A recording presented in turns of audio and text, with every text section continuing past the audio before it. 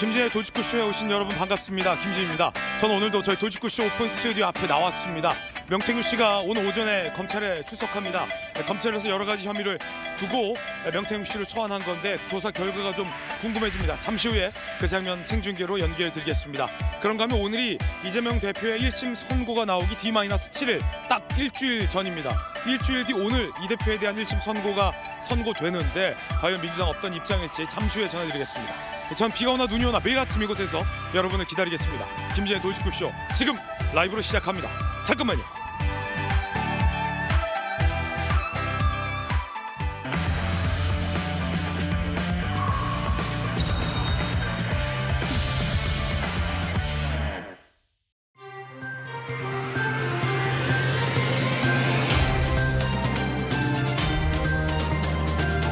신문 읽어주는 남자입니다.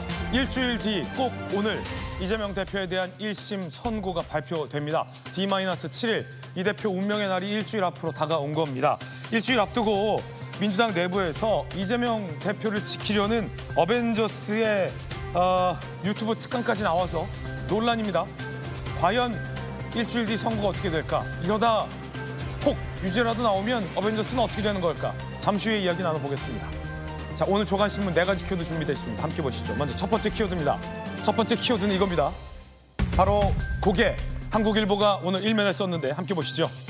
어떤 기사일까요? 대통령 고개 숙였다. 의혹엔 고개를 저었다. 이른바 김영선 당시 의원의 공천 개입 의혹과 관련해서 대통령의 구체적인 설명이 있었습니다. 대통령 당선된 지 얼마 안 돼서 인수위 보고도 받아야 했고 개각, 정말 중요한 인사 자리 신경 쓰느라 재보궐선거 정도의 대통령이 신경 쓰거나 개입할 일 없다라고 강하게 부인했습니다. 하지만 영부인의 부적절한 이 사적 연락과 관련해서는 잘못한 것이라면서 고개를 여러 차례 숙였습니다. 이어서 다음 키워드입니다. 두 번째 키워드는 이겁니다. 도움, 조선일보 오면 기사입니다. 미국 조선업 붕괴돼 해군력이 약화돼 있다. 트럼프 대통령 당선인이 윤 대통령과 통화를 할 때 콕 집어서 한국의 조선업과 관련돼서 미국과 좀 협력을 하자라는 통화를 했다라는 겁니다. 중국의 패권 내줄라 한국의 SOS를 친 트럼프. 이 사진은요, 1998년 대우조선해양 옥포조선소에 당시 트럼프가 방문했었던 사진입니다. 한국의 군함 건조 능력이 훌륭하다는 걸 알고 있다. 트럼프 당선인이 윤 대통령에게 콕 집어서 대한민국의 조선 기술 미국 좀 도와달라라고 요청을 한 셈입니다. 이어서 다음 키워드입니다. 세 번째 키워드는 이겁니다. 부담.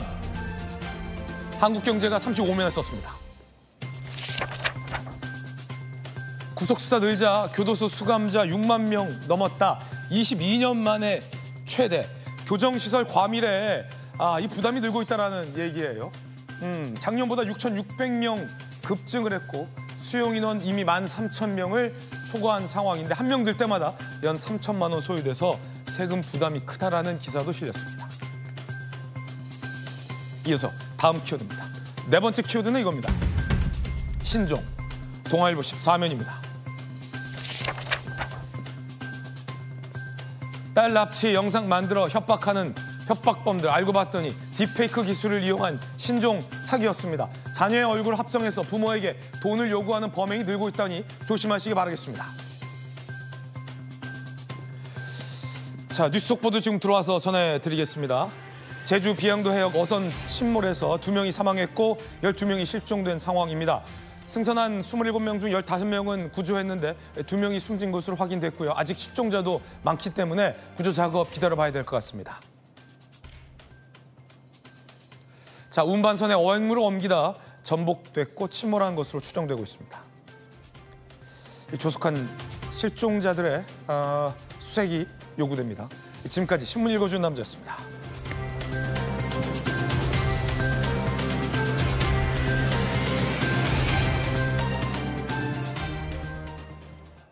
금요일 아침입니다. 오늘 함께하신 분들 소개해드리겠습니다. 자, 국민의힘의 청년과 패기를 맡고 있는 김용태 의원, 그리고 정치학 박사, 기자 출신의 안용환 전 의원 나오셨습니다. 돌직구 좌장, 서울시 부시장을 역임한 민주당의 김용주 전 의원, 그리고 민주당의 재선 의원, 전용기 의원 나왔습니다. 어서 오세요. 첫 번째 이야기 시작하겠습니다. 꼭 일주일 뒤 오늘 이재명 대표에 대한 1심 선고가 발표됩니다. 그러자 선고를 앞두고 민주당 내에서는 이른바 어벤져스를 띄웠습니다. 이게 무슨 얘기일까? 누굴까? 첫 번째 얘기 지금 시작하겠습니다. 그리고 어제 실패한 교사는 무죄다. 따라서 위증 교사가 아니다라는 주장도 나왔는데요. 법무부 장관 출신인 한동훈 대표는 무식한 소리다라고 일축했습니다. 어벤져스 나선 의원들 소식까지 전해드리겠습니다. 자, 일단 달력부터 한번 보실까요? 11월 달력입니다. 오늘이 금요일이니까 다음 주 금요일 이재명 대표의 선거법 위반 1심 선고가 있고요. 그 전날 목요일에는 김혜경 씨의 선거법 위반 1심 선고가 있습니다. 부부가 나란히 다음 주 목요일과 금요일에 선거법 위반 1심 선고를 앞두고 있습니다. 유죄 무죄가 선고되는 날이 14, 15일이에요. 그리고 나서 25일, 3일 뒤 25일에는 이재명 대표의 위증교사와 관련해서 1심 선고가 예정돼 있고요. 그리고 다다음 주 금요일에는 이화영 부지사의 대북송금 의혹과 관련된 2심 선고가 잡혀 있습니다. 그러니까 다음 주 목요일, 다음 주 금요일, 다다음 주 월요일, 다다음 주 금요일에 이재명 대표와 직간접적으로 연결이 돼 있는 혐의들에 대해서 우수수 선고가 되는 셈입니다.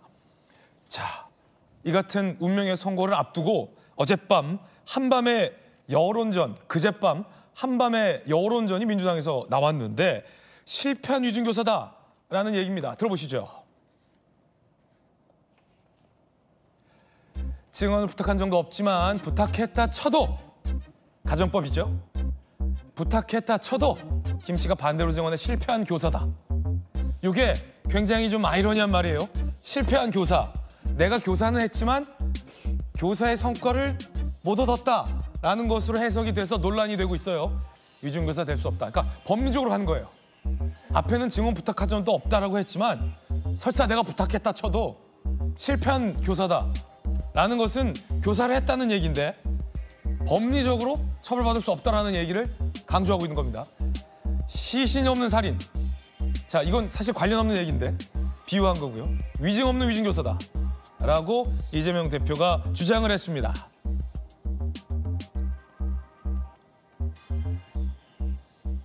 자, 오랜 기간 또 법조 출입기자 경력이 있는 안용환 의원님. 이게 사실 좀 모순되는 말 같기도 하는데 위증 없는 위증교사.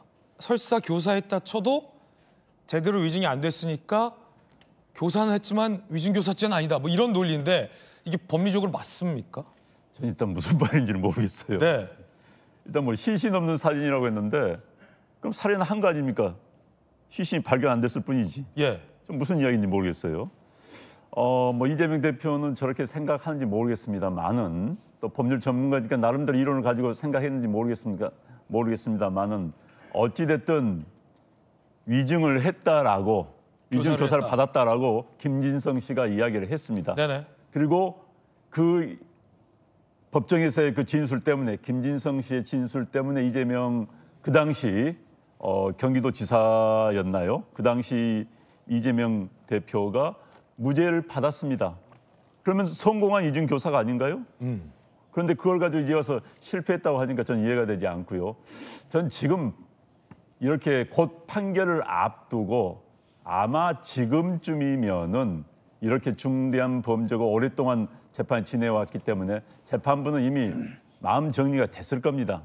지금쯤이면은 아마 판결문을 초안 정도는 지금 쓰고 있을 거라는 생각이 듭니다. 예. 왜냐하면 이 판결문은 오랫동안 두고 뭐 관찰의 대상이랄까요? 또 논란의 대상이 될 수 있기 때문에 네네. 아주 신경을 써서 지금 판결문을 지금 초안 정도는 나오지 않았을까 싶어요.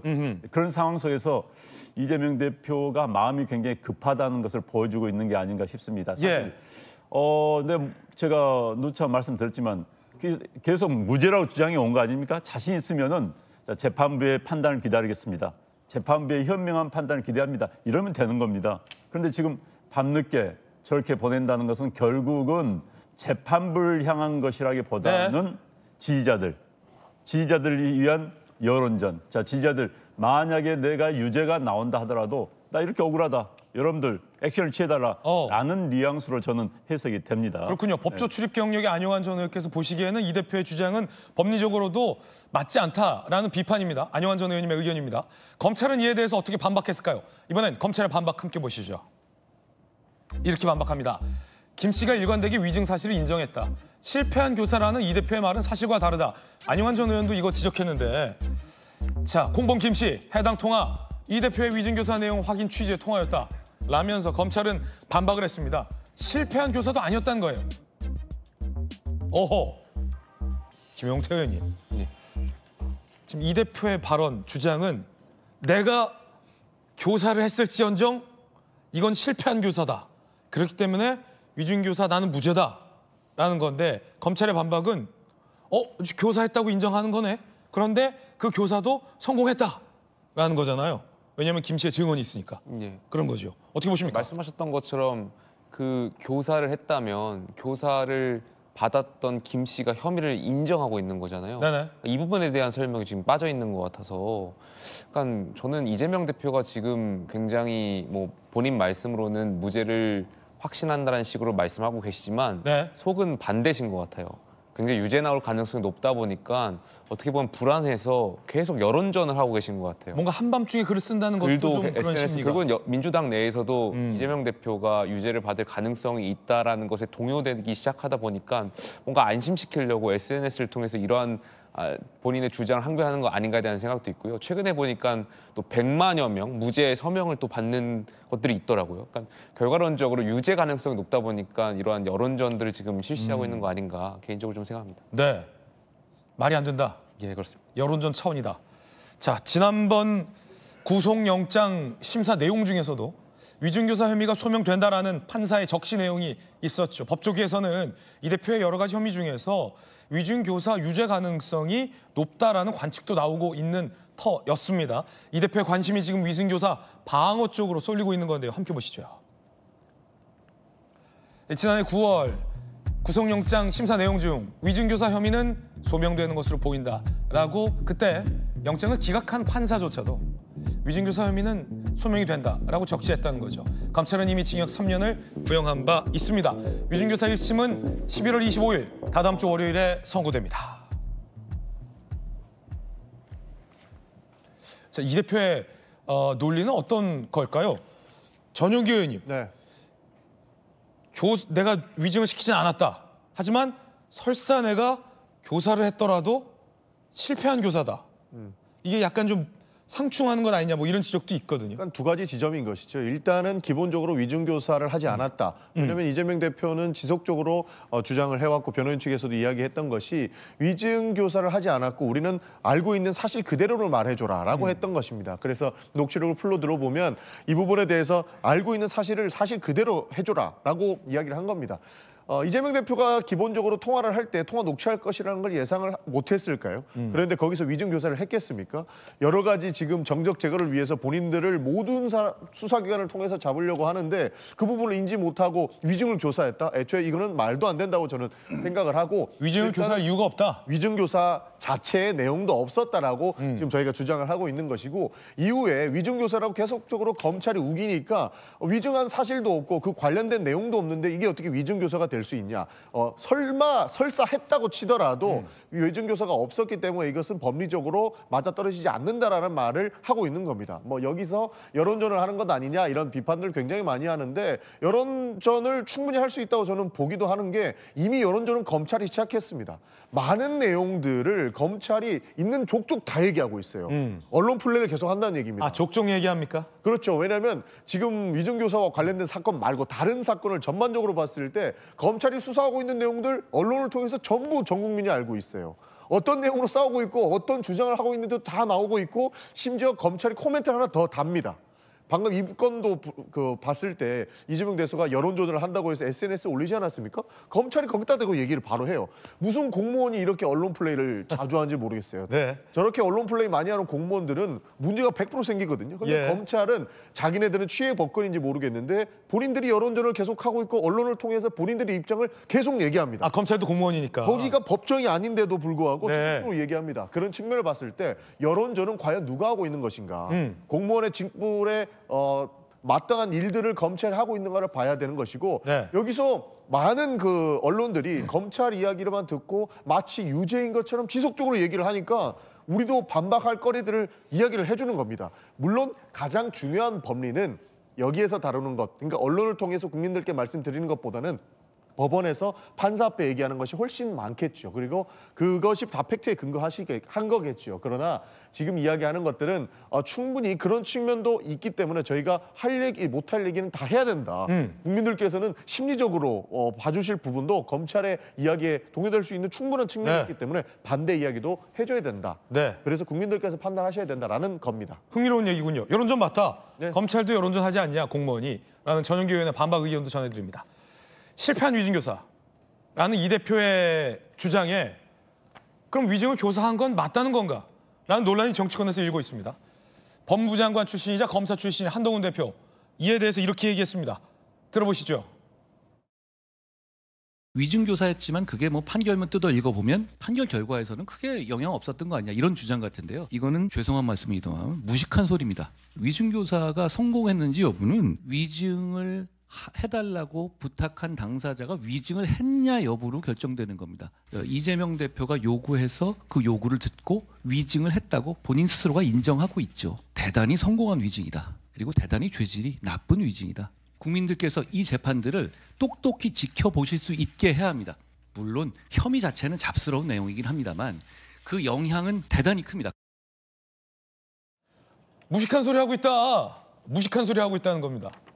김용주 의원님, 네. 한 대표가 왜 이 대표의 이 주장에 무식하다라고 반박한 걸까요? 그래서 이제 내용은 이런 것 같습니다. 그러니까 위정이 아니다라고 하는 부분보다는 그 통화 내용을 보면요, 그 사실을 잘 몰라요, 위정한 사람이. 근데 이재명 대표가 한 얘기는 사실은 네가 기억해야 될 내용은 이거다. 네. 이걸 기억해라. 예. 있는 사실 그대로다. 네. 그렇게 얘기한 거죠. 이건 위정이 아니고 당신이 기억해야 될 내용이다. 네. 그런 걸 주장하면서 네. 내가 거짓말을 시킨 적이 없다. 이제 이렇게 얘기하는 것인데 네. 결과적으로 판단은 어쨌든 판사가 하는 거 아닙니까? 뭐 그런 부분인데 지금 왜 이재명 대표가 선거법보다는 위정교사 부분에 열을 내냐면 위정교사가 구형량이 높습니다. 2년보다 3년. 그리고 실제로 판사들이 봤을 때 아무래도 선거법은 민주당의 어떤 말하자면 엄청난 돈을 물어내야 될 그런 이제 부담감이 있는 거 아닙니까? 이제 그런 면에서 오히려 더 3년형 구형이 그대로 판결에 의해서 판사에 의해서 이미 판결을 날 가능성이 더 저 부분이 높기 때문에 네네. 그리고 또 말하자면 항소심을 갔을 때 선거법은 이거는 좀 더 깎일 수 있다. 민주당이 뭐 돈 토해내고 할 필요가 없기 때문에 판사가 부담이 좀 덜한 거죠. 부담 없이 그냥 예, 판사할 수 판사도 있다. 인간인지라 예. 이게 단순히 선거법 위반은 또 깎일 가능성이 있는 그렇군요. 부분도 있고요. 마지막까지 재판부가 유죄라 하더라도 사실은 다음번 선거에 나올 수 있는 정도까지는 갈 수 있다는 부분이 있는데 네. 의외로 위정죄는 간단하고 이미 결판이 나 있는 것 같기 때문에 이 부분에 포커스를 두고 있다. 네. 이렇게 봐야 되고 실제적으로 그 부분은 사실은 사실대로 얘기했다가 아니라 몰랐다고 얘기한 부분인데 이 몰란 부분에 대해서 이재명 대표가 사실 이런 거 아니었어요?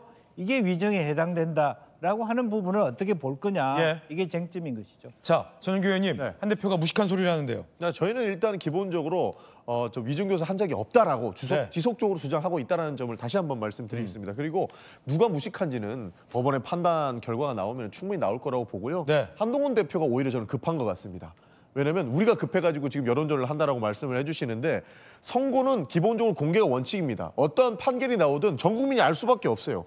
판사가 방망이를 두들자마자 온 국민이 알 수밖에 네. 없는 선고는 공개가 원칙인데 생중계까지 하자는 것 아닙니까? 이거는 법원을 심리적으로 압박하기 위한 용도라고 저희는 해석을 하는 겁니다. 그렇기 때문에 누가 무식한지는 법원이 판단이 나오면 알려질 것이라고 보이는 것이고 급하게 진행하려고 하는 것이 결국에는 생중계까지 하자라고 하는 내용들이 있다라는 말씀 드리겠습니다. 누가 무식한지 보자. 네. 전윤기 의원 자신 있습니까? 이 대표 무죄? 저희는 지속적으로 말씀드렸지만 저희는 위증교사는 없었다라고 네. 말씀을 드리고 있습니다. 그렇군요. 김용태 의원님. 뭐 한 대표가 급하다. 누가 무식한지 보자는데요. 거꾸로 매달아도 사법부의 시간은 옵니다. 네. 내일은 곧 올 거기 때문에 오. 재판부 곧 판결 낼 거라고 생각합니다. 저는 이재명 대표가 정말 떳떳하다면 예. 재판 생중계 받아들여줬으면 좋겠습니다. 어. 저희가 어제 예결위 과정 중에 많은 예결위원분들께서 법원 행정처장한테 이 사안을 좀 물어봤어요.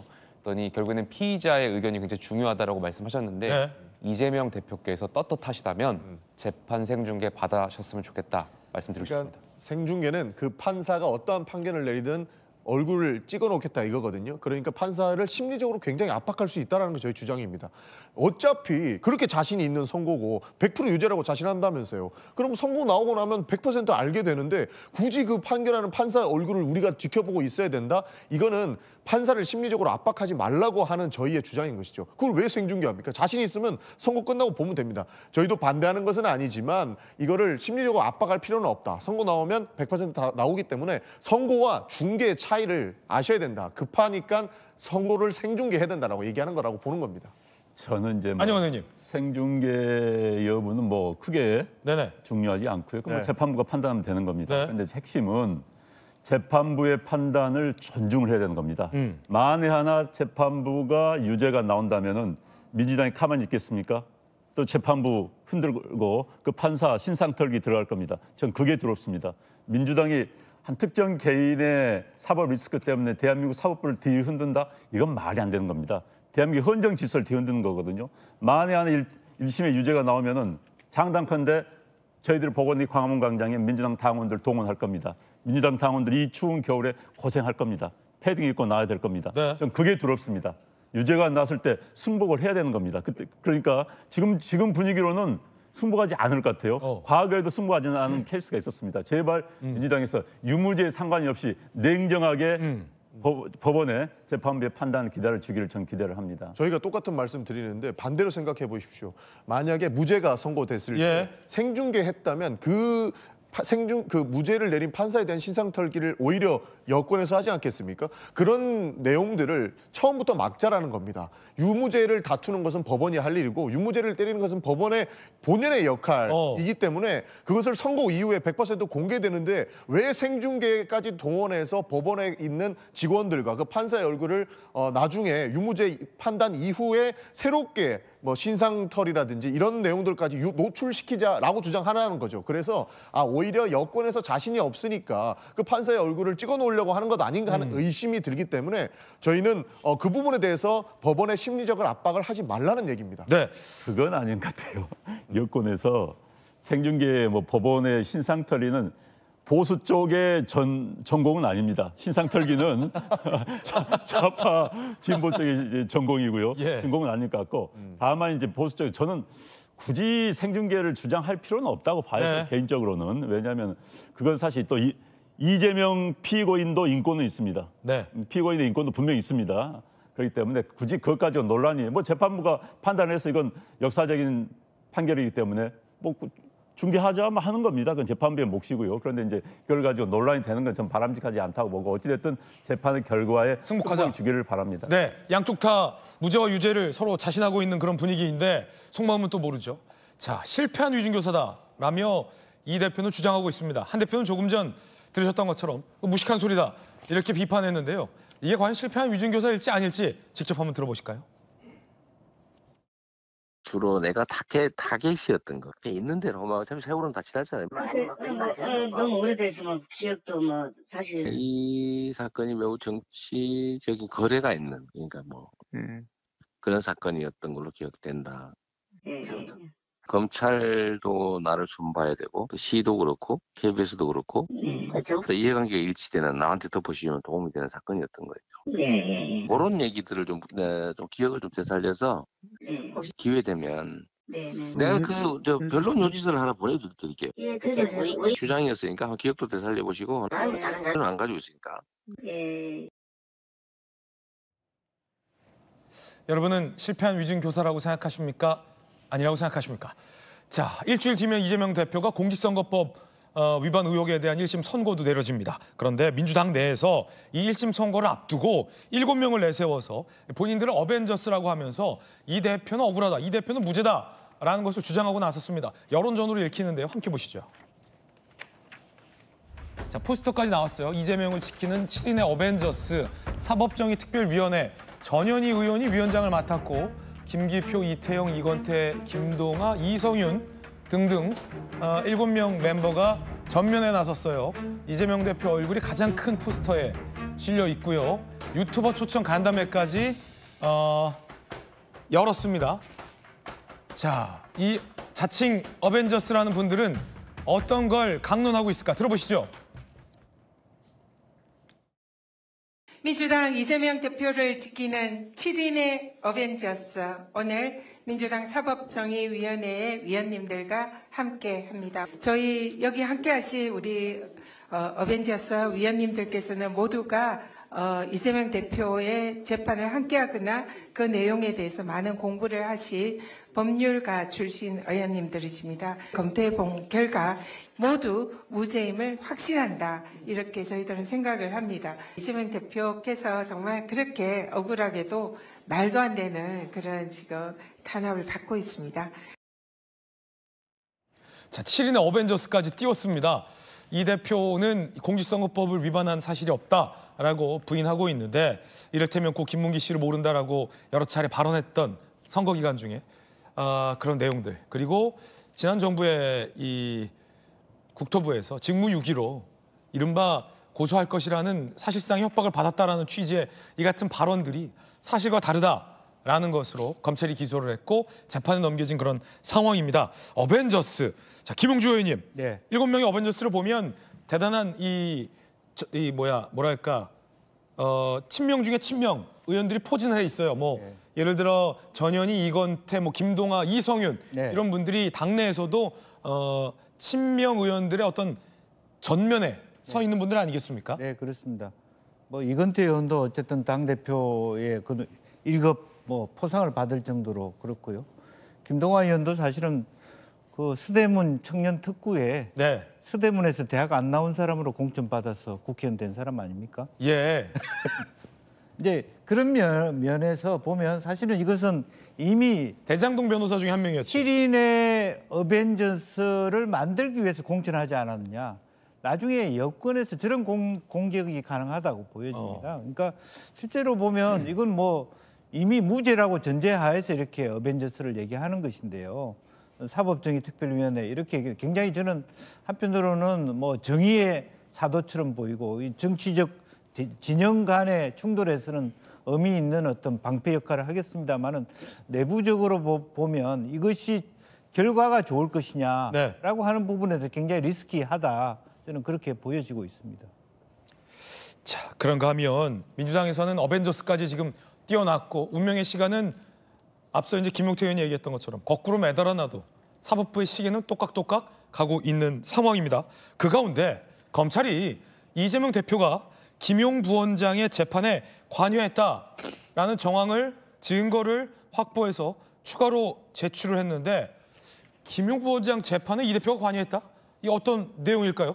함께 보시죠. 자, 동아일보 단독 보도에 의하면 검찰이 이 대표가 김용 변호인단에 김용 부원장은 불법 대선 자금 수수했다는 혐의를 받고 있죠. 유동규 씨 등에게 말이죠. 변론 전략을 제시하는 등등 재판에 관여한 정황을 확보했다. 텔레그램 대화 내역 등 증거를 추가로 제출했습니다. 민주당이 이 재판 과정에 조직적으로 대응했다라고 의심된다며 검찰은 비판하고 있는 상황입니다. 자, 그렇다면 구체적으로 이 대표가 어떻게 재판에 관여했다는 걸까? 검찰이 확보한 텔레그램 내용이 동아일보에 보도되고 있는데요. 지난해 4월 11일 변호사들이 모여있는 김용 변호인단 단체 대화방이에요. 이 대표의 텔레그램 내용이라는 겁니다. 유동규 통화 기록을 검찰이 확보, 돈을 주려면 통화 기록이 있어야 되는데 확인해 볼 수 있느냐? 라고 물어봅니다. 그러자 김모 변호사가 검찰이 통화 기록을 제출하지 않고 있다라고 답변을 했다라는 거예요. 검찰이 확보했을 만한 개연성만 소명해도 좋겠다라고 하자 김모 변호사가 검토해 보겠다라고 얘기합니다. 검찰이 지금 뭘 들고 있는지 아닌지에 대해서 알아보라라고 지시를 하는 대목이 확보됐다라는 건데요. 이뿐만이 아닙니다. 자, 직접 사진 전달도 지난해 4월 14일 김용 변호인단 단체 대화방 유동규와 김용이 만났던 시기 차종과 거리 상황은 특정이 됐냐고 물어봅니다. 굉장히 결정적인 거였거든요. 차종 김용이 유동규를 만나서 돈을 전달받았다라고 지목된 거기에 김용 부원장이 타고 갔던 차종 그리고 거리 돈을 줬다라는 그 지점과 김용이 이동했다라는 그 거리와 동선과 관련된 핵심적인 내용을 물어봅니다. 김용 재판 증거 기록들 사진 촬영 후 변호인들에게 전달해 주기도 했다라고 검찰은 봤습니다. 이 대화방 이름은 대화방 중에 이름 하나가 이른바 골드 드래곤이었다라는 내용도 취재되고 있습니다. 골드 드래곤, 용, 김용. 그래서 골드 드래곤. 안영환 의원님, 네. 또 오랜 법조 출입 경력을 갖고 계신데 네. 사실 의외의 대목이긴 합니다만 김용 부원장의 불법 정치자금 수수 의혹에 이재명 대표가 지대한 관심을 갖고 있다라는 대목으로 보이는데 검찰은 민주당이 조직적으로 이 재판에 관여했다라고 의심하고 있습니다. 어떻게 보십니까? 이 대표 입장에서 보면은 굉장히 마음이 급하고 또 관여를 안 할 수가 없죠. 왜냐하면 김용 부원장의 정치 자금의 최종 종착지가 혹여 네. 본인이 될 수도 있다. 또 될지도 모른다는 생각을 할 수도 있는 거고요. 김용 다음 넥스트는 그렇죠. 그 정치 자금이 과연 어디로 갔을 것인가? 이 대표의 경선 자금으로 들어갔을 것인가? 선거 대책비로 들어갔을 것인가? 여러 가능성이 있기 때문에 관심 가지지 않을 수가 없었을 것 같고요. 검찰에서 민주당이 조직적으로 대응하고 있다. 지금 조직적으로 대응하고 있지 않습니까? 7인의 어벤져스인지 하면서 조직적으로 대응하고 있기 때문에 검찰이 그런 일반적인 이야기를 한 것 같고요. 저는 여기서 지금 이 대표가 굳이 저 텔레그램 방에 들어간지 이유를 잘 모르겠고요. 또 하나는 저기서 좀 여러 멘트 가운데서 차종, 거리 상황이 특정했나? 저는 이게 굉장히 의미가 있다는 생각이 듭니다. 그래요? 네. 왜냐하면은 일반적으로 무죄다. 그러니까 별 내용이 없어요. 누가 보다를 뚜렷해요 한다면은 저런 질문을 할 이유가 없는 겁니다. 보통 뇌물이 주고받았을 때 검찰에서 차종과 거리, 상황 등을 정확히 알고 있다면 대응하기가 굉장히 힘들어진 겁니다. 그런데 저걸 검찰이 모른다면 저걸 바탕으로 해서 유무죄를 다툴 수 있는 거예요. 옛날 박지원 전 국정원장이 뇌물 사건 때 이와 비슷한 케이스가 있었습니다. 거리를 가지고 다퉈가지고 박지원 전 국정원장 지금 의원이 이겼거든요. 금융사 대표로부터 뇌물을 받았는데 내가 그 시간대가 어쨌고 그걸 가지고 이겼어요. 그걸 가지고. 그렇기 때문에 그걸 이야기하고 있지 않나 하는 생각이 듭니다. 어찌됐든 이 대표가 굳이 저기에 들어가서 또 저런 데서 아주 변호사다운 모습을 보일 필요가 있는 것인가에 대해서 그건 또 이 대표의 또 마음 급함을 표현하고 있지 않은가 하는 생각이 들고요. 어찌됐든 김용은 누가 보더라도 최측근입니다. 최측근이 유죄가 나왔을 경우에는 그 다음은 본인한테도 갈 수가 있을 것이다. 이런 예상을 했을 수가 있을 것 같습니다. 네, 전원기 의원님. 답답합니다. 참 저게 어저께 속보 형태로 나왔거든요. 그 속보들을 통해서 국민들께 전하면서 마치 무언가 거대한 증거가 있고 정황이 있는 것처럼 보도가 나오는 걸 보고 이게 속보거리인가 싶을 정도로 저는 어처구니가 없었다는 생각을 했고 실제로 검찰이 이렇게 여론전을 하기 위해서 엄청난 노력을 하고 있구나라는 생각도 같이 하게 됐습니다. 사실 검찰이 주장하는 것처럼 민주당이 관여하면 판사가 묻지도 따지지도 않고 무죄 때립니까?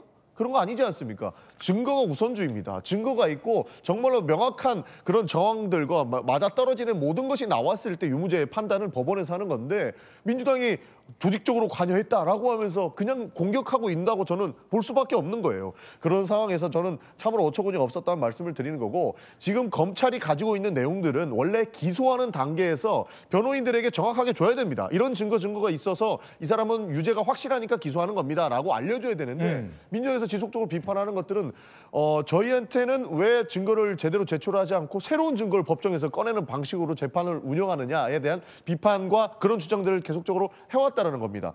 그리고 최근에 우리 김용 씨가 그 자리에서 돈 받았다라고 하는 부분에 대해서 새로운 타임라인을 가지고 와서 그 자리는 없었다라는 증거까지 제시하고 있었거든요. 그래서 양측의 주장들이 굉장히 난무하고 공방이 치열한데, 여기서 마치 새로운 걸 꺼내는 것은 검찰이 오히려 이런 여론전을 이끌어가려고 하는 모습들을 보이고 있는 것 아닌가라는 생각이 드는 거고, 이런 것들을 모든 것을 잘 판단해서 저는 법원이 판단해 줄 거라고 그렇게 생각을 하는 겁니다. 그래서 이 보도를 통해서 확인할 수 있었던 것은 여론전에 불과하다라는 생각이 저는 가장 먼저 들었었습니다. 골드 드래곤이라는 이름의 대화방에도 이 대표가 참여했다라는 대목도 포착이 됐는데 함께 보시죠.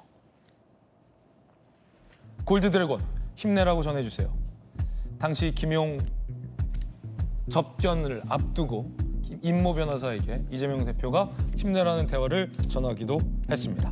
김용태 의원님 어떻게 보십니까? 골드 드래곤, GD. 저는 뭐 드래곤테가 별명이어서요. 드래곤테. 아까 저는 안영환 의원님께서 지적하신 사항이 제일 정확한 것 같아요. 그러니까 지금 드러난 상황에서는 어쨌든 이재명 대표가 이 사건과는 직접 관계자는 아닌데 왜 굳이 대화방에 참여해서 저렇게 증거라든지 관련해서 좀 궁금함을 표현하고 또 이렇게 표현을 했을까를 유추해 보면 결과론적으로 이 불법 자금에 대해서 무관하거나 관여하거나 했던 것이 아닌가. 그러다 보니까 좀 스스로가 제발 저려가지고 저렇게 행동했던 거 아닌가에 대한 유추가 가능하지 않을까 개인적으로 생각합니다. 드래곤테, 용태. 골드 드래곤 대박 내용까지 보도해드렸습니다. 이번에 저희가 준비한 다음 순서입니다.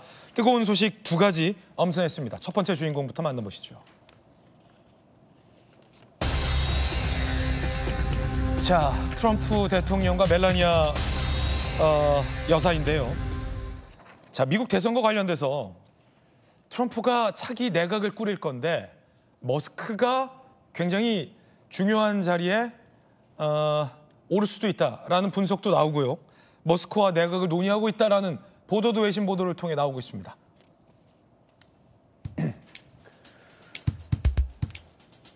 자, 트럼프 당선인 인수위 공동위원장들에 따르면 앞으로 몇 주간 국가를 위해 봉사할 인재를 선발할 것이다. 일론 머스크, 테슬라 최고 경영자와도 차기 행정부가 발탁할 인재에 대해 논의했다라는 얘기를 야, 이 인수위원장이 얘기한 거예요. 내각 인선을 머스크와 논의한다? 굉장히 이례적입니다. 자, 머스크가 급기야 정부 효율위원장에 임명될 수도 있다는 예측도 나옵니다. 백악관 대변인의 누구, 비서실장, 뭐 국방장관의 누구, 여성 담당의 누구, 폼페이오 같이 잘 아는 분도 있는데 정부 효율위원장에 일론 머스크가 임명될 수도 있다는 관측도 나오고 있습니다.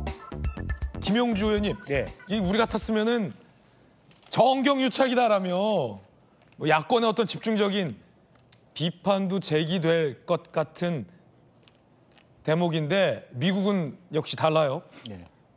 트럼프 캠프에 엄청난 정치 후원금을 냈고 뭐 재산을 많이 투자한 머스크에 대해서 인정하고 내각을 논의하고 있다. 그러면은 우리 같았으면은 정경유착에다가 비선 논란에 여러 가지 논란일 것 같은데 미국은 아예 뭐 정부 효율위원장까지 임명할 수도 있다. 미국은 가능하군요. 그러니까 이제 우리는 뭐 포지티브 시스템이라면 미국은 네거티브 시스템이죠. 어떤 법적 기준을 어기지 않으면 마음껏 할 수 있는 선거 자금에 대한 제한도 없고 하기 때문에 머스크도 엄청난 많은 돈을 때려 부을 수도 있었던 것이고요. 그것이 바람직한 것으로 받아들이고 있는 상황입니다. 지금 플로리다에서 거의 자기가 당선 선거 스피치를 할 때 제일 많이 중요하게 이름을 올렸던 분이 수지 와일드였어요. 수지를 연신 얘기를 했는데 이분이 이제 사실 플로리다의 정치 전략가인데 상당히 많은 본인으로서는 도움이 됐던 듯 싶습니다. 그래서 이분이 아마 비서실장으로 갈 가능성이 많고 머스크는 정부 효율 위원장 이거 어떤 걸까요, 여기가? 효율위원장은 아마 우리로 치면 규제개혁위원장 같은 그런 걸 얘기합니다. 산업 규제를 좀 혁파하는. 민주당 정부에서 너무 많은 기업하기에 어려운 규제들이 많았기 때문에 상당히 많은 어떤 새로운 규제 또 혹은 새로운 법, 가령 이제 전기차에 대해서 관세를 없앤다든지 예컨대 뭐 혹은 높인다든지 관세를 높이겠죠. 그러면 이제 다른 경쟁사들이 사실은 죽을 맛이 되는 이제 그런 것들이 한편으로 보면 그게 우리로서는 이해가 안 되는 특정 머스크를 위해서 전기차 사업을 도와주기 위한 뭐 그런 것으로 보입니다만 어쨌든 그와 같은 의미의 어떤 측면들이 나올 거예요. 다만 우리나라 같다면 야당이 이해 충돌의 소지가 많은 전부 다 이해 효율위원장으로 임명하면 안 된다는 지적 나올 텐데 그런 의미에서 미국이 생각하는 것은 이제 기존의 석유 패권주의 시대가 끝나고 기술 패권주의 시대로 끌어가는 미국 정부 전체의 패러다임 전환과 맞닿아 있는 것 같습니다. 네. 저 머스크와 트럼프의 관계가 참 묘합니다. 예. 기본적으로 트럼프의 전략, 그러니까 생각, 철학은 전기차는 아직 아니라는 거예요. 기본적으로 미국 공화당은 화석연료, 아직도 석유차를 써야지 무슨 전기차야. 이게 공화당 그 주류들의 기본 생각입니다. 그럼에도 불구하고 머스크가 저렇게 등장하고 있는 거, 머스크가 생존 전략이죠. 저게 머스크 생존 전략인데 지난 4년 전 선거 때 바이든 때는 머스크가 바이든을 지지했습니다. 그런데 그럼 왜 머스크가 4년 만에 확 돌아섰느냐? 바이든이 좀 홀대를 했거든요. 푸대접을 했어요? 푸대접을 했습니다. 특히 이제 바이든이 테슬라를 누구 눈치를 봤느냐? 미국의 자동차 노동자 노조, 자동차 노조의 눈치를 본 겁니다. 자동차 노조는 전기차가 활성화되는 순간 일자리를 잃습니다. 전기차를 만드는 게 훨씬 일자리가 많이 필요하지 않거든요. 기존에 우리 그 석유차나 휘발유차 이런 차들은 많은 인력을 요구합니다. 그러니까 노조에서는 반대를 하는 것이죠. 그렇기 때문에 노조 눈치를 봤던 또 노조가 정치적 기반이니까 민주당이 머스크에 대해서 홀대를 했어요. 그러니까 머스크가 마음이 확 바뀌어서 이번에 넘어갔습니다. 근데 이해 충돌 문제는 미국에서는 안 돼요? 미국은요 굉장히 간대합니다. 미국은 우리는 선거법도 굉장히 엄격하고 만약에 지금 저런 케이스는 우리라고 따지면은 정의선 씨가 현대자동차의 정의선 회장이 갑자기 국민 혁신위원장하고 옆에서 그렇다면 현대차 불매운동 할 겁니다 지금. 많은 사람들이. 그거 있잖아. 안 사요, 안 타요. 그렇죠. 안 빌려요, 뭐 그러니까 이런 거. 진 쪽에서 불매운동 할 겁니다. 그러나 미국은 그런 분위기는 아니고요. 머스크가 실세라는 게 제가 어제 말씀드렸을 때도 못했는데 우리 윤 대통령이 당선이 확정되니까 트럼프 대통령 당선이 확정되니까 공식 축하 전화나 성명 대신 X에 올렸습니다. 옛날 트위터. 네, 트위터에 올려가지고 머스크가 인수한. 그럼 윤 대통령만 그랬느냐? 유럽의 많은 정상들이 X에 올렸습니다. 축하한다고. 저는 물론 이제 우연의 일치도 있지만은 그만큼 머스크 눈치까지 보기 시작한다. 전 세계가 지금 이제 머스크의 발언권이 세졌습니다.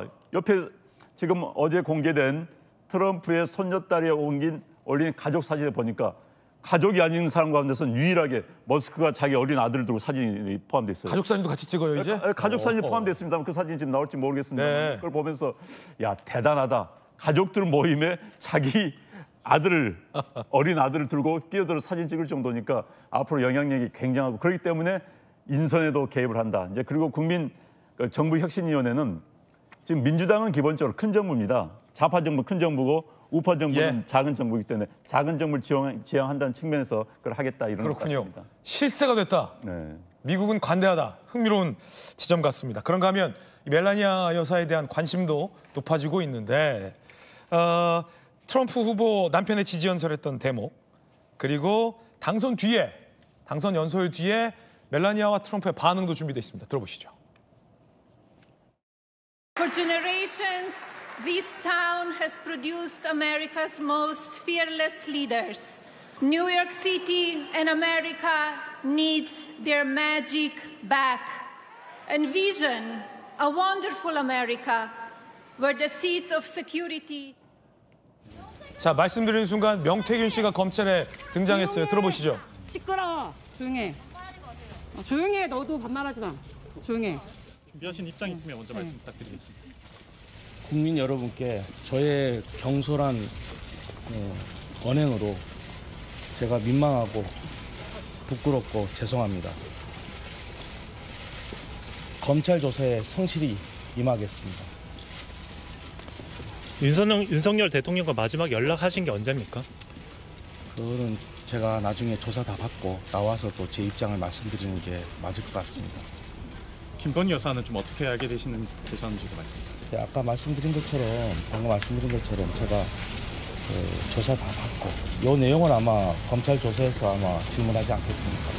네, 그래서 제가 조사를 다 마치고 나와서 제 입장을 이야기하는 것이 바람직하지 않나. 거짓말하지 마라, 거짓말. 김영선 전 의원 공천에 대통령 내외 도움을 받은 게 맞습니까? 제가 아까 방금 말씀드린 것처럼 똑같은 답변을 드릴 수밖에 없네요. 조사 과정 속에서 다 질문할 거라고 생각하고 거기에 대한 성실히 답변하겠습니다. 오늘 녹취 준비하셨다고 들었는데 대통령이나 아니면 김건희 여사와 나눈 녹취 오늘 좀 가지고 나오셨는지. 그러니까 그 부분도 제가 조사를 다 받고 제가 여기서 다 이야기해버리면 조사받을 내용이 없지 않습니까? 여러분들이 좀 양해를 부탁드리겠습니다. 추가 폭로하실 예정이 있습니까? 저는 폭로한 적이 없습니다. 예, 분명히 말씀드리지만 제가 했던 행동들이 폭로한 게 있나요? 예. 구속되면 폭로하겠다라고 수차례 말씀하신 걸로 알고 있는데. 아직 폭로하지 않았어요. 폭로한 게 없어요. 공천 대가성으로 돈 받은 사실도 인정은 안 하시는 건가요? 제가 이 한마디만 하겠습니다. 검찰이 계속 인원이 추가가 되죠. 그 다음에 이제 계좌 추적팀도 왔다 그러고. 뭐 돈의 흐름을 파악하면 이 사건은 금방 해결이 됩니다. 예. 그러면 왜 계좌 추적팀이 따로 왔겠습니까? 그렇지 않나요? 돈의 흐름을 보면 이 사건은 금방 해결되는데 저는 단돈 1원도 정확하게 받아본 게 없습니다. 여기까지. 어제 SNS에 사과글 올리신 의미는 뭡니까? 네, 조사 들어가시고 제가 질의 응답하기로 했어요. 네네네. 말씀하시면 돼요. 윤태준! 진실을 밝혀라! 진실을 밝혀라! 진실 밝히러 왔어요. 네. 거짓말하지 마라! 네네. 질문하시죠. 네. 들어가시고 나서 하시죠. 나라를 피해주세요. 윤석열 부부에게 여론조사 결과를 직접 보고한 사실이 있는지 한 말씀만 해주시죠. 여론조사 결과를 직접 보고한 사실 없습니까? 있습니까?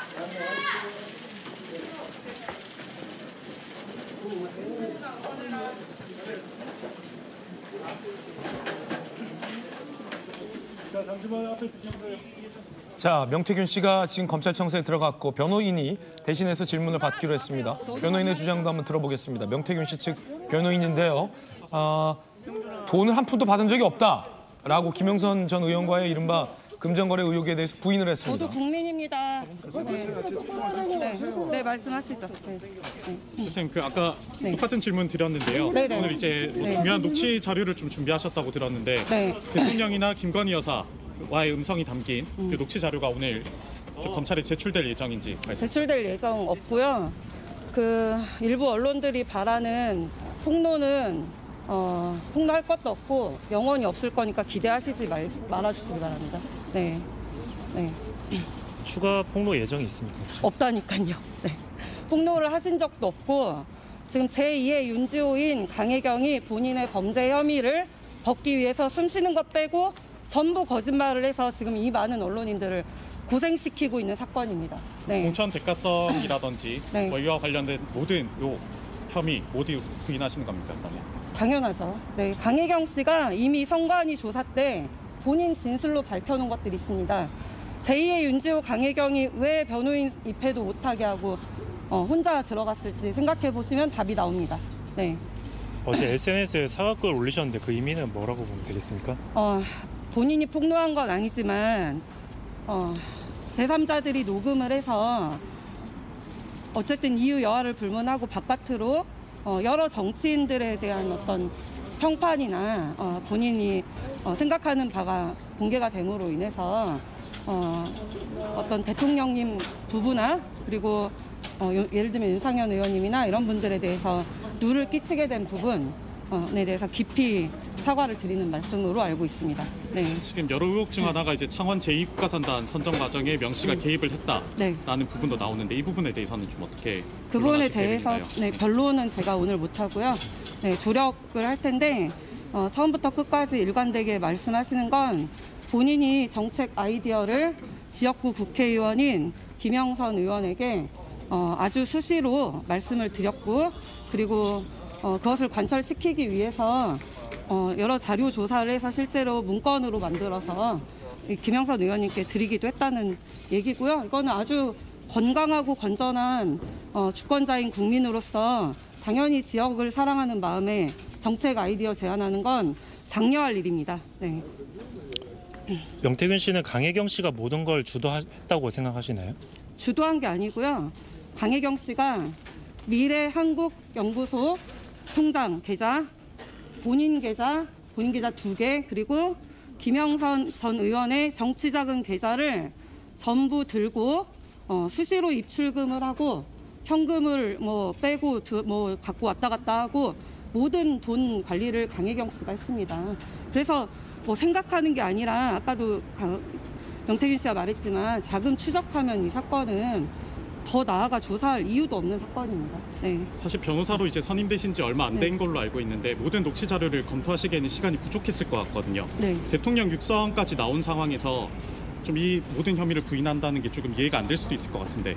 대통령 육성이 무슨 혐의와 무슨 관계가 있죠? 네. 관계가 전혀 없고요. 일반 국민이 우리 지역을 사랑하는 마음에 우리 지역의 일꾼으로 열심히 일할 국회의원 후보를 추천하는 건 대통령이 아니라 누구에게도 할 수 있는 일입니다. 그런 어떤 정말 권력자도 아닌 아무 직함도 없는 일반 국민이 하는 말을 경청하고 귀담아 들어주신 대통령님과 김건희 여사님이 참 훌륭하신 분이라고 명태균 씨가 그렇게 말씀하셨습니다. 네. 그것을 듣고 따랐다는 게 아니라 무시하고 안 듣고 전화 끊어버리고 이런 게 아니라 존중하고 잘 들어주신 건 권력자의 당연한 어떤 태도입니다. 우리나라 정치인들은 앞에서는 제가 다 해결했습니다 이렇게 말은 하지만 한 귀로 듣고 한 귀로 흘리는 게 숙성이 돼 있는 국가입니다. 그런 부분에 있어서 대통령께서는 어쨌든 경청하신 부분, 대통령께서 일반 국민의 말씀까지 귀담아 들으셨다는 점에서 그냥 미담일 뿐입니다. 네. 이게 무슨 공천 의혹입니까? 네. 명태균 씨는 불법 여론조사를 지시한 적이 있는 건가요? 불법 여론조사라는 건 어떤 걸 말씀하시죠? 네, 여론 조작이라는 거는 방법이 있으면 말씀을 해보십시오. 네. 응답자 수를 네. 풀린 건 있지 않습니까? 그런 건 그냥 본인 자체 조사, 본인이 보고 싶어서 언제까지 명태균 씨와 명태균 씨 변호인의 주장 실시간으로 전해드렸는데 폭로할 것도 없고 영원히 폭로할지도 없을 것이다. 영원히 폭로도 없을 것이다. 추가 폭로할 것도 없다. 그러면서 일부 제3자에 의해 녹취가 공개된 것과 관련해서 사과를 드린다. 국민 여러분들께 사과했고 아마도 윤 대통령 내외에게도 사과를 한 걸로 해석이 됩니다. 그러면서 공천 개입 의혹에 대해서도 부인을 했고요. 김영선 전 의원과의 어떤 금전거래 의혹과 관련해서도 돈을 추적해보면 내가 무죄일 걸 알 수 있을 것이다 라며 1원도 받은 게 없다 라며 강하게 부인을 하고 나섰습니다. 어제 윤석열 대통령이 기자회견을 통해서 이 김영선 전 의원 공천 개입 의혹과 관련해서도 윤 대통령이 강하게 부인했었거든요. 대통령이 된 지 얼마 안 돼서 내가 장관 인사 고민해야지. 그 당의 그 조그마한 재보궐 인사에 대통령이 관여할 여력이 없다라고 강하게 부인하기도 했었습니다. 자, 일단은 명태균 씨 조금 전 이야기. 안영환 의원님. 네. 명태균의 얘기는 두 가지가 좀 귀에 들리는데 첫 번째는 폭로할 것도 없고 폭로할 의도도 없다. 두 번째는 공천 개입 의혹에 대해서도 부인을 했어요. 일단 폭로한 것이 없다. 아까 기자가 물어보니까는 욱하면서 대답을 네네. 제가 언제 폭로했습니까? 폭로한 적이 없다는데 폭로한 건 맞지요. 그건 명태균 씨가 오늘 화면 보니까는 그 사이에 많이 늙으셨네요. 네네. 많은 고민을 했던 것 같고요. 건강도 안 좋은 것 같은데 경솔한 언행이었다. 그다음에 민망하고 죄송하다. 본인이 이제서야 경솔한 언행이었다 안다는 것은 천만다행이지만 그 경솔한 언행 때문에 대한민국이 뒤흔들렸습니다. 본인의 책임을 알아야 되는 겁니다. 네네. 사실 왜 저렇게 꼴리를 내는지 이해는 되지 않습니다. 얼마 전까지만 하더라도 내가 뭐 폭로하면 이 정권이 한 달도 못 갈 것이다 라는 식으로 거의 맞장트잔 식으로 이야기했던 사람이 왜 저런 이해가 안 되는지 이제라도 뒤늦게 본인이 뭘 했는지를 알게 돼서 다행입니다. 사실 사람들 가운데서 이런 사람도 있습니다.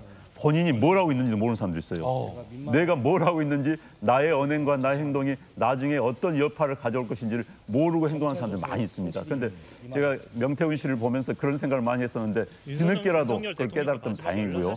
본인이 일단 뭐 검찰 들어가면은 본인의 현재 혐의가 정치자금법 위반입니다. 그렇기 때문에 정치자금법 위반을 빠져나올 수 있는 유일한 길은 돈이 안 받았다예요. 그러니까 이제 본인은 주장은 이러겠지요. 아마도 현재 뭐 미래 한국 연구소입니까?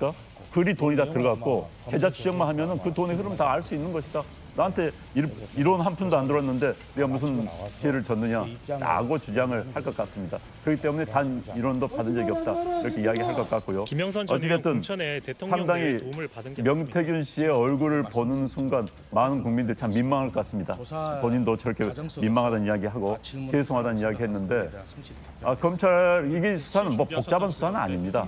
현재 혐의는 뭐 정치자금법 위반입니다. 정치자금법 위반은 빤하거든요. 계좌 추적만 나오는 겁니다. 나온 건데 이제 검찰이 뭐 국민들의 의혹을 덜어주기 위해서인지 많은 수사진을 투입을 했어요. 그러나 이 결과는 쉽게 나올 것 같고요. 이제 나머지 부분 공천에 개입했니 아닌지 문제는 결국은 정치적인 문제입니다. 정치적인 문제는 사법적인 판단의 영역에 바깥에 있기 때문에 그러면 논란이 앞으로 될 수밖에 없겠죠. 네. 특히나 이제 김용주 의원님, 명태균 씨 변호인은 강혜경에 대해서 제2의 윤지호다, 그러니까 거짓말쟁이다라고 비판을 했어요. 그런데 어제 또 명태균 씨가 글에 페이스북에 강혜경이 의붓아버지 병원비 명목으로 2천만 원을 요구했고 녹취를 공개한 걸로 추정되는 운전기사 김 씨는 비례대표 국회의원을 요구하며 협박해왔었다라는 걸 폭로하기도 했었는데 제2의 윤지호, 이게 어떤 의미일까요? 결과적으로는 이제 뭐 실체가 없는 얘기다. 뭐 본인은 굉장히 그 공익 제보자, 훌륭한 사람으로 봤지만 실질적으로 자기 사익을 추구한 사람이다. 이렇게 얘기하고 있는 것 같고, 그다음에 공익 제보자를 말하자면 들고 추천하고 나온 사람들이 사실 국회의원, 민주당 국회의원들이 아닙니까? 이제 그런 의미를 포함해서 본다라면 지금 자기가 얘기한 것 중에 결과적으로 이 사람들이 다 좌파에 붙었다. 민주당 측의 공익 제보자고 소스를 넘기고 있다. 이런 면에서 초기에는 정존주를 한 게 대통령실과 여당이었는데 그 구도가 이제 그 강혜경 씨나 뭐 그런 분들이 민주당 쪽에 더 가깝게 소스를 넘기기 시작하니까 이제 여야 싸움으로 이것이 바뀌어버린 거예요. 따라서 이게 본인의 혐의를 지금 현재 소위 뭐 변호사 얘기까지 들어보면 명태균 씨는 굉장히 훌륭한 사람이네요. 미담이다 이렇게 얘기까지 할 정도고, 이리고 강혜경 씨나 이런 뭐 소위 민주당이 얘기하는 공익 제보자들은 다 제2의 윤지호다, 사기꾼이다, 뭐 사익을 추구한 사람이다 이렇게 가져가려고 하는 의도가 있는데 실제적으로 저는 깜짝 놀랐어요. 폭로가 없었다는 말이. 그래서 방금 폭로가 뭐지라고 단어를 뜻을 찾아보니까 폭로는 알려지지 않았거나 감춰져 있는 사실을 드러냄. 이것은 맞는데 두 번째 뜻이 있습니다. 나쁜 일이나 엄밀한 걸 사람에게 알려주는 것. 이것이 아니라는 거예요. 자기가 얘기했던 것은 선행이고 국익을 위한 것이고 이제 그렇게 얘기하려고 하는 거 아니냐. 이제 그런 의미에서 이제 이 구도 자체를 명태균 씨나 명태균 씨 변호사는 실제로 본인의 계좌 돈도 안 받았다. 정치자금 위반한 적 없다. 다 이 부분은 강혜경 씨의 농락이다. 그렇게 구도를 가져가는 것 같습니다. 자, 명태균 씨가 초기만 하더라도 자기가 폭로하면 대통령 한 달 만에 뭐 하야할 것이다라는 식으로 대통령 내외를 협박했었는데 검찰 소환을 앞두고 안용환 의원 표현에 빌리자면 완전히 꼬리를 내렸다. 그리고 SNS에 이런 글을 올리기도 했었거든요. 낯짝 글인데.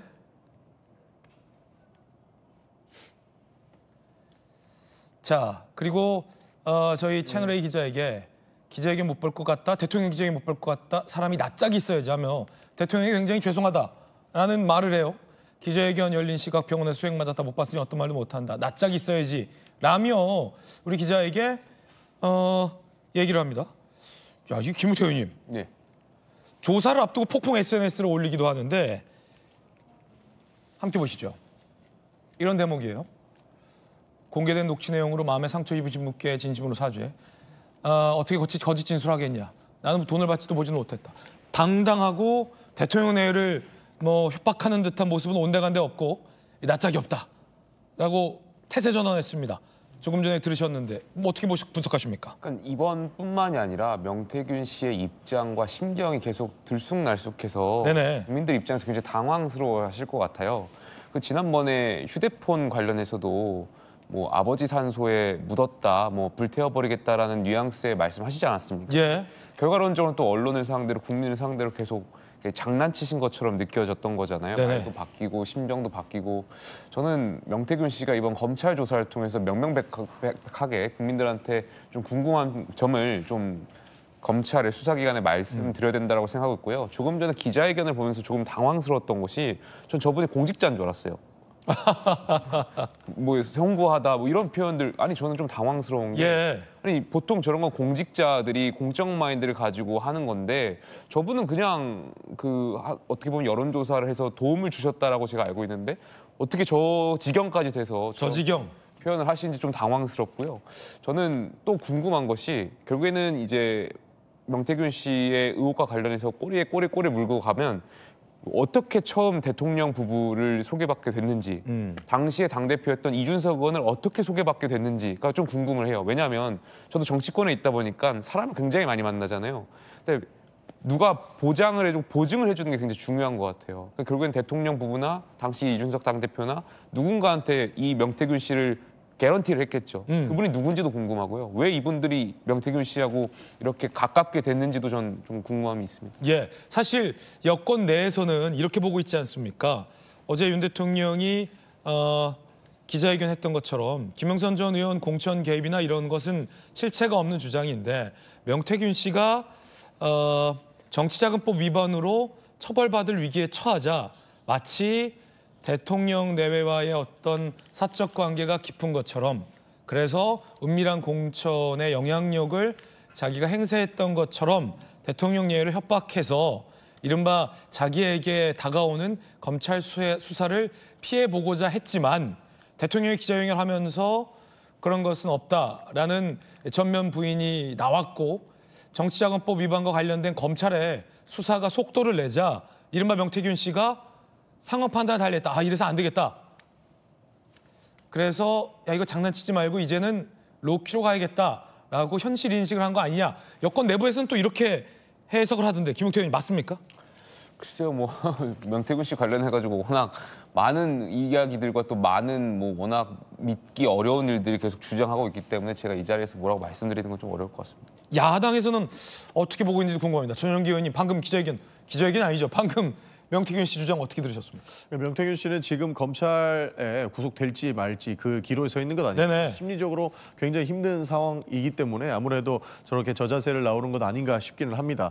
이제 명태균 씨가 할 일은 저는 명확하다고 봅니다. 실체적 진실을 모두 알려주는 방법밖에는 없다. 그렇죠. 지속적으로 강혜경 씨도 제2의 윤지호다 이런 이 비판도 하시지만 실제로 많은 녹취들에서 많은 내용들을 지금 국민들을 상대하고 있지 않습니까? 그런 측면에서 명태균 씨가 해야 될 역할은 국민들께 실체적 진실을 다 알려드리는 것이 가장 바람직한 방법이다라는 말씀을 좀 드리고 싶은 겁니다. 네. 왜냐하면 지금까지 나왔던 의혹들이 결국에는 국정농단까지 흘러갈 수 있느냐 없느냐 이 상황이 남아있는 것 아닙니까? 지속적으로 숨기려고 하고 실체적 진실을 밝히지 않는다면 이것은 정치 공방으로 갈 것이고 이것은 국민들께 오히려 이롭지 못한 행위가 될 수 있기 때문에 그런 지점에서 명 씨가 해야 될 것은 검찰 조사 받고 난 이후에 모든 사실들을 국민들께 소상히 말씀드리는 것이 바람직하다. 저는 그렇게 생각합니다. 네. 자,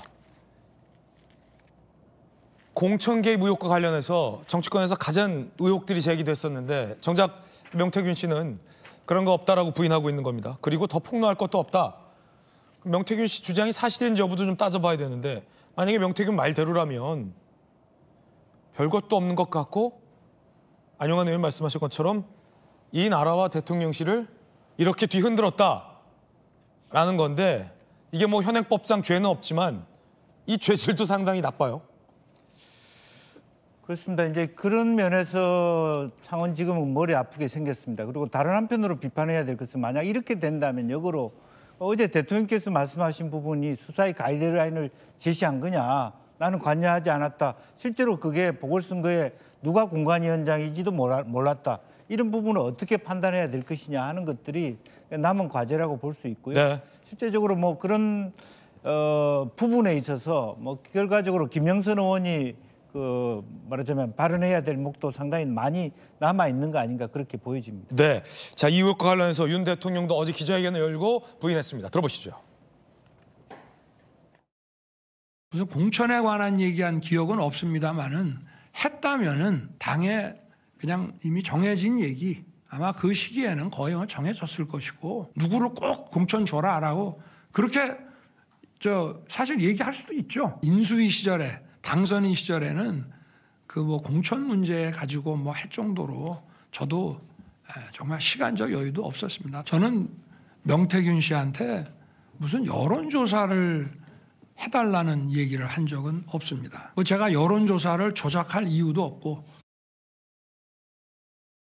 커트가 되는 거죠. 자, 이 김영선 전 의원 간의 이 금전거래 의혹 이것이 사실은 현재 명태균 씨가 받고 있는 의혹인데 검찰 수사로 좀 지켜봐야 될 것 같습니다. 다만 윤 대통령은 아내가 영부인이 부적절한 사람들과 지속적으로 사적으로 연락한 것에 대해서 대통령이 국민들께 염려를 끼쳐드려서 죄송하다라며 사과를 했습니다. 들어보시죠.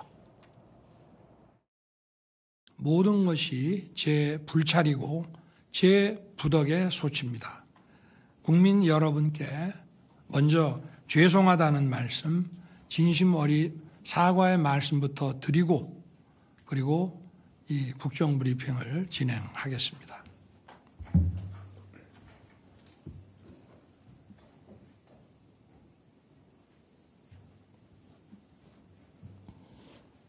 어떻게 보면 다소 두루뭉실하고 포괄적으로 사과를 하셨습니다. 국민들이 과연 대통령께서 무엇에 대해서 우리에게 사과를 했는지 어리둥절할 것 같습니다. 그렇다고 제가 대통령이 돼서 이 기자회견을 하는 마당에 그 팩트를 가지고 다툴 수도 없는 노릇이고 그렇다고 해서 그걸 다 뭐 맞습니다라고 할 수도 없는 것이고 민주당에서 뭐 그걸 공개를 했는데 그게 뭐 무슨 짜집기가 됐느니 뭐 소리를 집어넣느냐 그러면 그걸 가지고 대통령이 맞네 아니네 하고 그걸 다퉈야 되겠습니까? 그러니까 그런 점은 좀 양해를 해 주시기 바랍니다. 자, 대통령의 사과까지 이어지고 있는 그런 상황입니다. 한동훈 대표가 어제는 입장을 내지 않고 침묵했는데 조금 전 한 대표가 입장을 글에 올렸습니다. 한 대표 입장입니다. 자, 이제 중요한 건 실행이다라며 민심에 맞게 구체적 속도감 있는 실천이 중요하다라고 한 대표가 입장을 올렸습니다. 실천을 위해 대통령실과 더 소통하고 설득하겠다. 특별감찰관 임명 절차를 즉시 추진하겠다라고 한 대표 입장을 밝힌 겁니다. 자, 중요한 건 이제 실천이다라며 대통령이 어제 기자회견에 대해서 여러 가지 대통령의 영부인과 관련된 부분 그리고 여러 의혹에 대한 입장들 그리고 이 개각에 대한 인적 쇄신 얘기도 어제 나왔거든요. 중요한 건 실천이다. 그다음에 하루 만에 입장을 표명했습니다. 특별감찰관 임명하겠다. 어제 특별감찰관도 국회가 추진을 하면 대통령은 받을 수밖에 없다라고 받겠다라는 대통령의 입장도 나왔거든요. 김용태 의원님, 한 대표 지금 입장 어떻게 좀 해석하면 될까요? 아무래도 어제 대통령 그 기자회견이 있고 난 다음에 대표의 입장이 아직까지 없었던 것이고 이제 하루 만에 있었던 것이잖아요. 그래서 말씀하셨던 것처럼 특별감찰관이라든지 아니면 대통령께서 이제 사과는 하셨지만 실질적인 국민들이 이제 듣고 싶어하는 결과물에 대해서 이제 표현을 하셨으면 좋겠다라는 말씀으로 들리고요.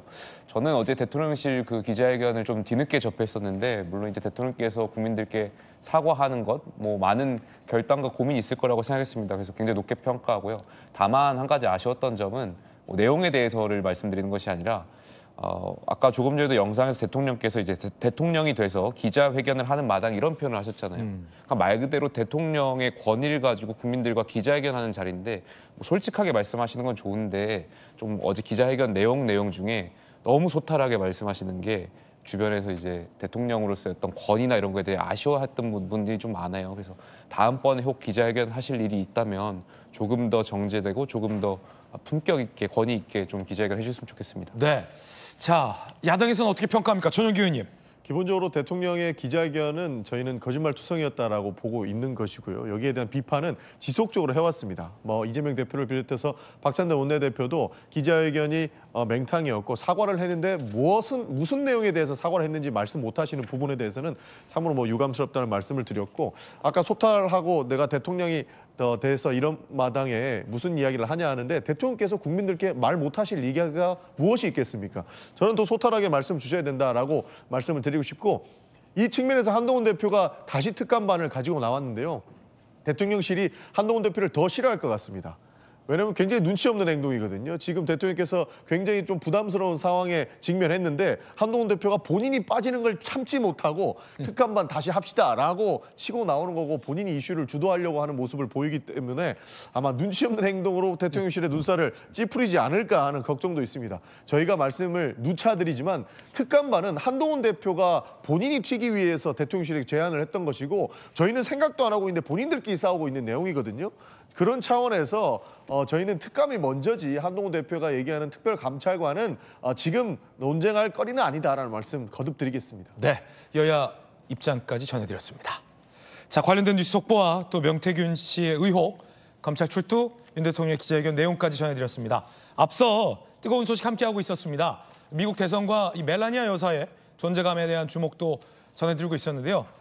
못다 들었던 멜라니아 여사의 이야기 한번 다시 들어보시죠. For generations, this town has produced America's most fearless leaders. New York City and America needs their magic back. Envision a wonderful America where the seeds of security, prosperity, and health are sown once again. And now, please welcome our next Commander-in-Chief, my husband, President Donald J. Trump. I want to also thank my beautiful wife, Melania, First Lady, who has the #1 best-selling book in the country. Can you believe that?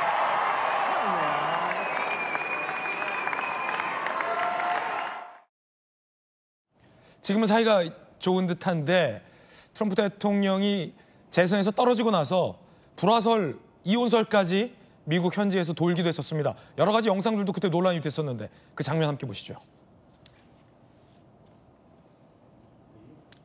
자, 지금 2017년 로마에 간 트럼프 대통령의 손을 뿌리치는 됐어. 뿌리치는 영상이 다시 한번 보시죠. 됐어 하고 뿌리치는 영상이 전 세계에 포착돼서 불화설이 일기도 했습니다. 확실히 좀 뿌리치는 것 같아요. 자, 트럼프의 손이 굉장히 민망해졌죠. 자, 그리고 트럼프가 뒤돌아서 보자 표정을 정색하고 있는, 웃고 있었거든요. 남편 얼굴 보자 정색하는 표정이 포착이 됐었어요. 그리고 자, 트럼프 대통령을 두고 군인 팔짱을 낀 멜라니아 여사의 모습. 그리고 올해에도 이렇게 자, 입맞춤을 하려던 트럼프를 피해서 호응만 하는 듯한 모습. 자, 이렇게 왜냐면 트럼프 후보의 입술은 마중 나와 있거든요. 다시 보시죠. 입술이 마중 나와 있어요. 이렇게. 그런데 입술을 피한 회피기동의 모습까지 포착이 돼서 저쪽 화면이 보고 싶네요. 네, 불화설이 있었는데 왜냐면 이게 트럼프 대통령은 변하지 않았어요. 일편단심 좋아해요. 멜라니아 여사의 자, 이 분야 전문가 모셨습니다. 대통령실 외교안보 전략 비서관 전성호 비서관님 모셨습니다. 부부관계 비서관 아니 외교안보 전략 외교안보 분야에 이렇게 고귀한 분을 모시고 불화설을 여쭤봐서 그렇긴 한데 아니 실제 우리가 외교안보 전략을 짤 때 그 불화설도 굉장히 중요해요. 미국 현지에서 불화설이 있었어요. 예, 있었습니다. 그 트럼프 대통령 아시다시피 뭐 그 성적으로 좀 자유분방한 분이고 멜라니아 여사가 3번째 정식 부인 아니겠습니까? 네네. 뭐 또 생활하다 보면은 뭐 부부관계라는 게 여러 가지 또 말 못할 사정들도 있을 수 있는 거고 그래서 뭐 대통령이라고는 하지만 저런 얘기가 과거에도 많이 나왔었고요. 그럼에도 불구하고 이제 저 둘 부부를 이제 뭐 어떻게 좀 묶어주는 하나의 계기가 됐다면 봐도 큰 아들이죠. 막내 아들이죠. 그 베논이라는 친구가 이번에 이제 대학도 들어갔고 그 이번에 그 이제 당선 축하 그 장소에도 아주 아버지 뒤에서 나와 있던데 이 친구가 이번에 그 트럼프 당선을 상당히 중요한 역할을 했어요.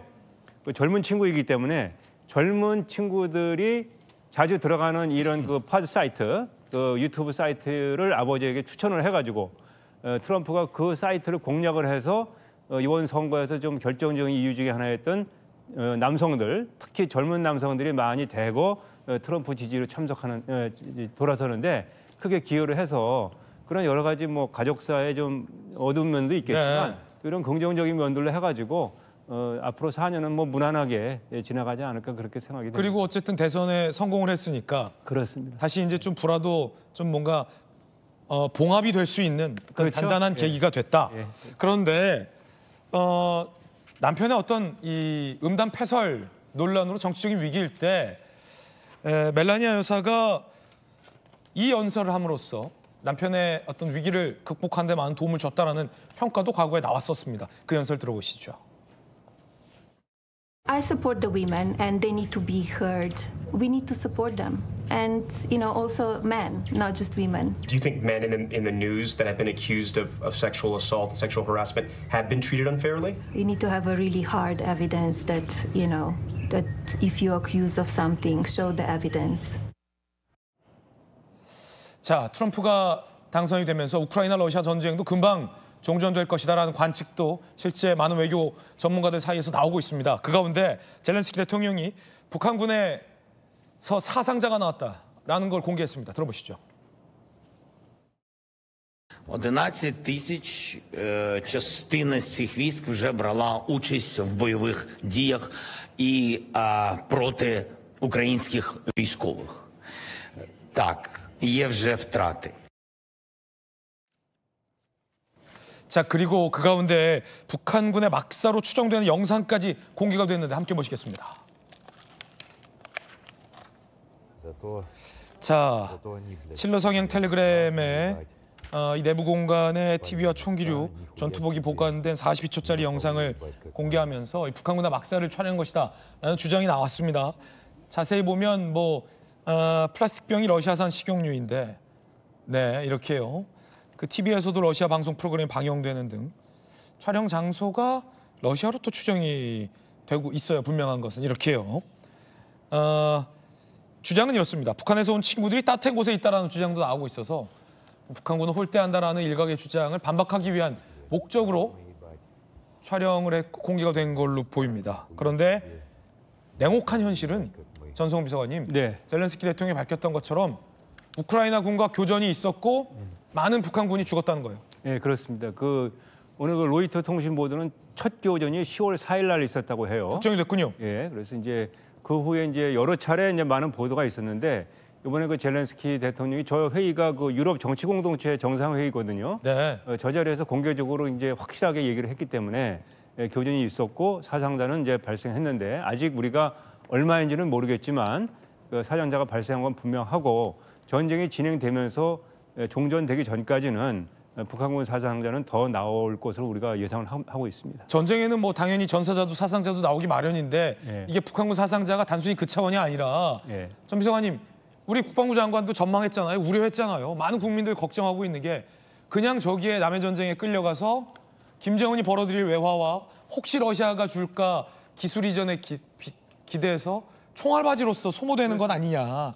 그런 죽음이 의미 있는 죽음이라고 볼 수는 없잖아요. 당연하죠. 저거는 북한의 독재 체제를 지키기 위해서 우리 북한의 젊은 친구들이 아무런 이유도 없이 희생당하는 명분 없는 전쟁이고 잘못된 전쟁이거든요. 저거는 우리가 월남전에 참전했던 거는 또 다른 얘기거든요. 이거는 우리가 국가 차원에서 이게 이제 분단 80년 동안 처음 있는 일이기 때문에 사실 우리 정부도 이 문제를 전체적인 차원에서 북한군이 우크라이나에 참전한 전쟁에 참전했던 것뿐만 아니고 전체적으로 남북관계 또 우리가 통일을 지향하고 통일 과정을 책임지고 끌고 나가야 할 책임 있는 국가, 정부로서 이 문제를 어떻게 볼까를 전체적으로 확실하게 규정을 하고 여야 합의하에 또 국민 공감대 하에 그런 기본적인 토대 하에서 저 문제에 접근을 해야 되고 뭐 지금 우크라이나가 특사가 온다는 거 아닙니까? 특사가 오더라도 우리의 일관된 입장을 가지고 그런 토대 하에서 우크라이나 특사를 맞이하고 또 수용할 건 수용하되 또 안 되는 걸 안 된다고 적절하게 얘기를 하고 이런 식으로 좀 전략적인 차원에서 이 문제를 좀 바라볼 필요가 있을 것 같습니다. 인도주의적인 것은 지원하되 예. 우리의 국익도 동시에 생각하는 지혜가 필요하다. 굉장히 좋은 말씀 감사합니다. 자, 뜨거운 소식 함께하고 있습니다. 두 번째 소식 만나보시죠. 오늘 이른바 세계 이혼의 심리 여부가 결정됩니다. 2심에서 1조 3,800억 원의 재산 분할 확정이 됐고 SK 최태원 회장 측은 이에 불복해서 대법원 상고를 한 상황인데 오늘 대법원이 최태원, 노소영 이혼 소송의 상고심 심리 여부를 결정한다라고 합니다. 대법원이 오늘 만약에 상고를 심리하지 않겠다라고 결정하면 2심이 확정되는 거고요. 대법원에서 들여다보겠다라고 한다면 최 회장의 이 같은 상고 이유서를 한번 들여다보게 될 텐데 최 회장 측이 제출한 상고 이유서는 이런 겁니다. 98년 무렵부터 불화는 돌이킬 수 없었고 쇼윈도 부부였다라는 주장이에요. 혼외자를 반성하지만 2심 결과가 최 회장에 대한 부정적인 가치 판단이 전제됐다라는 주장을 제출하고 있습니다. 이에 대해서 노소영 관장 측은요. 노 전 대통령의 특수한 지위 등 대체 불가능한 형태의 지원이 있었다.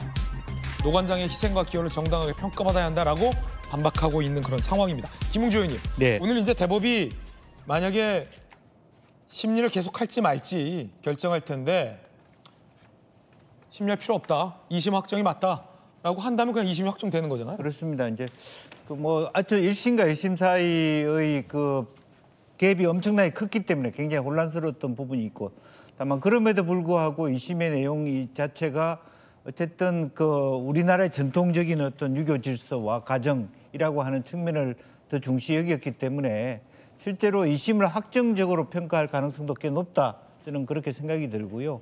이제 쟁점은 그거 아니겠습니까? 실제로 SK가 커 나가는 데 있어서 노소영 관장이 얼마나 기여했는가, 그게 비자금이든 어떤 형태든 간에 이제 그런 부분에 대한 판단도 같이 있을 거라고 보여집니다만은 어쨌든 기본적으로 큰 흐름과 여론은 노소영 관장 쪽에 있지 않겠냐 그렇게 보여집니다. 김용태 의원님은 어떻게 예측하십니까? 조심스럽긴 한데. 글쎄 오늘 결국에 아까 조금 전에 말씀하셨던 것처럼 저도 좀 어려운 용어인데 이제 심리 불속행 기각이라는 그렇죠. 게 오늘이 기한이라고 합니다. 그래서 재판을 낸 당사자가 이 법에 정한 6가지 요건이 맞는지 안 맞는지를 통해서 대법원에서 판단할지 여부를 결정할 것인데 만약에 대법원에서 이런 심리를 이어나간다고 하더라도 결국에 중요한 것이 당시에 이제 최태원 회장이 갖고 있는 SK 주식의 그 재산의 형성 과정에 얼마나 노 관장이 기여했는가에 대한 여부가 핵심 쟁점일 것 같습니다. 네, 안용환 의원님. 네. 지금 98년 쇼윈도 부부 이런 얘기를 하는 것도 결국에는 1조 3,800억 원이라는 천문학적인 재산 분할을 좀 줄여보려는 SK 측의 의도도 있는 것 같은데 그러니까 선대 아버지로부터 물려받은 SK 주식은 분할 대상이 아니다라는 게 최 회장 주장인데 그 선대 회장의 기업 가치를 형성한 게 바로 노소영 관장의 아버지 노태우 전 대통령의 기여가 크다라는 거잖아요. 그렇죠. 결국은 이제 노소영 관장 측에서 우리가 또는 우리 가족이 이 SK의 형성 과정에 많은 기여를 했다. 이걸 인정해달라. 이거였지 않습니까? 그런데 이제 1심 재판부는 그걸 별로 인정하지 않았었고 2심 재판부에 인정을 했고 그래서 2심 재판부에서 전체 최태원 회장 재산의 35%를 줘라. 35% 역할을 했다라고 판결을 한 겁니다. 그런데 이제 오늘 심리 여부가 결정이 된다고 한다면은 그럼 상황은 좀 바뀔 수도 있어요. 그런데 이제 대법원은 기본적으로 법리심입니다. 누구 말이 맞고 누구 말이 틀리다는 따지지 않습니다. 이걸 적용했던 법리가 옳으냐 틀리냐만 하기 때문에 오늘 그 판단을 할 것 같고요. 한다면은 이제 대법원이 한다면은 SK 측에서는 좀 기대를 걸어볼 수 있겠지요. 그렇지만 이제 오늘 기각된다면 2심이 이제 확정되니까 35% 주고 끝나는 겁니다. 네, 과연 오늘 어떤 판단이 나올지 궁금하군요. 저희들은 6조 광고 보고 돌아오겠습니다. 잠시 후에 뵙겠습니다. 오늘 준비한 소식 전해드렸습니다. 잠시 후 아래의 주소에서 김진의 더 라방 시작됩니다. 오늘 하루는 분명 어제보다 나을 겁니다. 좋은 하루 되십시오. 고맙습니다.